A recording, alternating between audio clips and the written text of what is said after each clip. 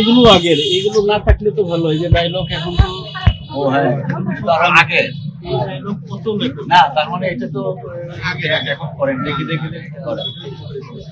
তার মানে আপনিও দেখেন নাই। তিনি কি লেখা ছিল এটা বিষয়? এটা খেয়াল করে নাই সরি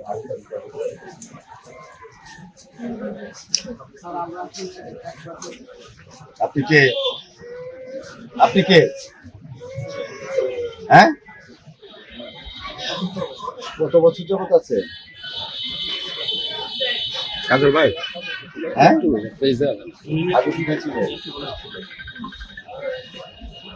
আপনি তো এসে দেখলেন স্যার বিষয়টা, এইটা দিয়ে যদি একটু মন্তব্য করতেন। না, এটা মন্তব্য আপনি তো আপনাকে কেউ আসলে এখানে আপনি না, আমি হঠাৎ করে কাউকে আসছেন। জানাই নাই, আমি এই কারণেই জানাই নাই, কারণ আমি জানলে আগেই ওনারা অনেক কিছু করবেন। আমি হঠাৎ করে আসলাম, এটা আসলে কি হতভম্ব না হতাশ বটে। আর আমি মনে করি যারা এই সমস্ত বিষয়গুলো ইগনোর করছে তাদের যথাযথ ব্যবস্থা নেওয়া উচিত, এবং এটা শুধুমাত্র এই ব্যবস্থা না, আইনগত ব্যবস্থাও নেওয়া উচিত।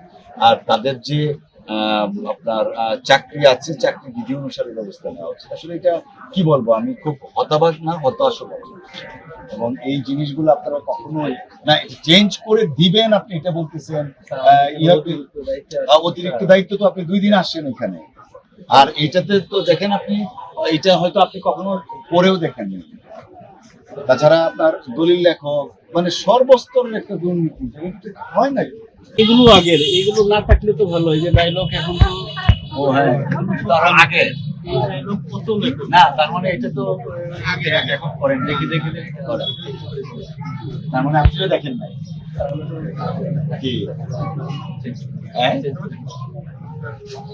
এই সমিতির লোকজন কেটা বাড়ি যাবে, তোমরা চোখে পড়ে নাই এখন? এই যে এগুলো সাংবাদিকের চোখে পড়ছে। নিজের পকেটে ঢুকাও তো, চোখে পড়বো কেমনে? নিজের পকেটে ঢুকাও তো, এর জন্য পেট তো দেখা যায় না। সরেন, আপনি এনেকে আপনি কেন এদিকে আপনি কথা বলুন, পরে আপনার কি ব্যক্তিগত বিষয় আমরা তো বলি